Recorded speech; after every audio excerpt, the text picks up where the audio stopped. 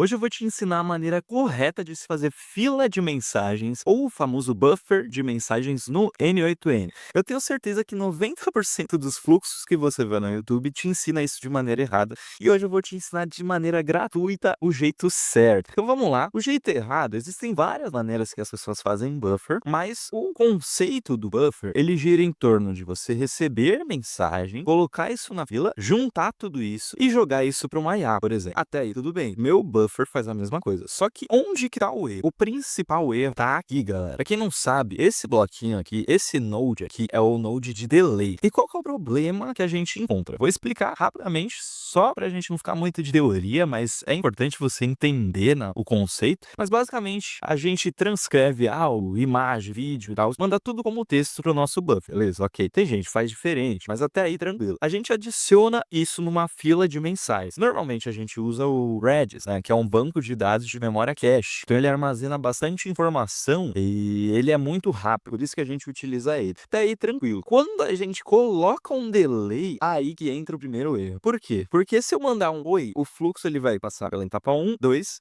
terceira etapa ele vai passar pelo delay. Independente, não tem como eu pular essa etapa aqui, né? E onde que tá o problema? Se você tem um fluxo que recebe muitas requisições, ou seja, você está escalando, você tem muitas mensagens, o seu N8N, que funciona em modo fila, vai processar todas essas mensagens no delay. E aí que tá o problema. Você faz os seus workers trabalharem de maneira desnecessária. Por que desnecessária? Porque aqui a gente tem o jeito certo de se fazer o buffer. Esse aqui é o meu fluxo de buffer, né, que eu acredito que seja o jeito certo. Eu utilizo ele no N8N. E onde está o diferencial? Primeiro eu recebo as mensagens, igual aqui não muda, a única coisa que eu recebo de um sub-workflow, mas até aí tranquilo. Primeiro você recebe sua mensagem, adiciona ela na fila. Até aqui, tudo ok. Terceiro passo, que é o diferencial. Eu não passo a minha mensagem no delay. Eu vou explicar o porquê. Esse node aqui, esse bloquinho aqui, ele basicamente é um contador de mensagem. E para que eu faço isso? Porque através desse contador de mensagem, eu sei se o lead mandou a primeira, a segunda ou a 20ª mensagem. E por que isso é tão importante? Porque quando a gente chega aqui, ó, no fluxo eu coloco um if para saber qual que é a mensagem que ele mandou, se é a primeira, se é a segunda, se é a terceira, se é a quarta, se é a milésima, enfim. Se for a primeira mensagem, o que eu faço? Eu passo pelo fluxo normal, igual aqui. Então, eu passo pelo meu banco de dados, eu passo por todas as mensagens recebidas, até aqui tudo bem. E aqui, se for a primeira mensagem, ele vai verificar o delay. Se essa mensagem não passou de 15 segundos, o que acontece? Ela entra no delay uma vez. Ok, só que se eu mando uma segunda, uma terceira, uma quarta, uma quinta mensagem, ela já para aqui. Por quê? Porque aqui eu verifico qual que é o número da mensagem. Não sei se está confuso, mas para traduzir, e daqui a pouco eu mostro na prática, eu fiz uma representatividade ainda para desenhar de uma vez por todas para vocês não errarem mais isso, por favor. Então, o jeito errado de se fazer um delay, imagina que você vai numa triagem, passar por um consultório e você pega uma senha. Beleza, essa senha é o buffer. Então você pega uma senha para passar pelo buffer. E aí tem esse tempo de espera. Se você faz uma pergunta, ok, beleza. Agora se você faz 2, 3, 4, 5 perguntas, a gente já tem um gargalo. Por quê? Porque no fluxo tradicional é como se a gente atribuísse uma nova senha para o nosso cliente. Então o delay é como se fosse a nossa senha. Então o lead ele fica naquele loop, espera 15 segundos, mandou outra mensagem, espera mais 15 segundos, mandou outra mensagem, mais 15 segundos. E cara, esse processamento vira um loop. E o nosso N8N, se estiver escalando, a gente vai ter um gargalo. Claro, se você tem pouco volume de mensagem, tranquilo, cara. Talvez você não perceba a diferença. Mas no meu caso, eu tenho fluxos que rodam em franquias e a gente recebe um alto volume de mensagens. Então, qualquer margem de erro pode ter um gargalo no fluxo. E esse é o principal gargalo que eu vejo a galera aplicando. No meu fluxo, qual que é a diferença? Se o mesmo usuário fizer 1, 2, 3, 4 mil perguntas, eu já atribuí uma senha para ele. Onde que tá essa senha? Essa senha seria basicamente o meu node de pausar a fila. E aqui agora eu vou explicar na prática. Chega de teoria. Eu preparei um Notion aqui, coloquei até uma vila aqui só para representar. Deixei bem explicadinho. Qual que é o problema do sistema tradicional? Você manda um oi, processa no delay. Você manda tem uma dúvida, processa isso no delay. Você manda quero saber sobre preços, processa no delay. Resultado, você tem 3 vezes mais processamento. No meu buffer, você manda um oi, isso entra numa fila. O tudo bem, a gente guarda e armazena, sem precisar passar pelo pelo delay. Eu vou mostrar isso agora, aqui no N8N. Tô aqui no WhatsApp, vai com a minha IA, vou mandar algumas mensagens, mandar um oi, tudo bem, beleza, boa noite, como você tá, tranquilo? A gente percebe que, ó, eu tenho uma requisição no delay. E, ó, minha IA tá respondendo aqui agora, ela tá digitando e tudo mais, normal. Só que o que mudou? Essa única requisição é a que eu preciso. Então, só pra traduzir o que aconteceu, né, eu mandei agora 9h31. Então, aqui você percebe que terminou a IA de processar a resposta. Então, só pra mostrar. Primeira mensagem, eu recebi a mensagem aqui, adicionei ela na fila. Até aí, tranquilo. É um buffer normal. Deu tudo bem, tudo mais. Beleza. Aqui já começa o diferencial. Eu coloco um process, né? O que seria isso? Seria basicamente uma senha que eu atribuo pro meu lead para saber que ele está sendo atendido pela minha IA já. Só que essa senha ela tem uma duração de 25 segundos, que é o que a gente chama de TTL, Time to Lead. Tá? Uma sigla do inglês que é Time to Lead, tempo de vida, para tradução. Então as mensagens do meu usuário têm 25 segundos de tempo de vida, que é o tempo que eu armazeno depois que eu processo ela na IA, aí eu já coloco no banco de dados Postgres e tudo mais, que aí eu já não preciso mais me preocupar com aquela requisição, que ela já tá armazenada já, mais robusta. Beleza. O que acontece aqui? Aqui seria basicamente o meu contador de mensagem. Então o que eu verifico? Se o meu lead mandou a primeira mensagem,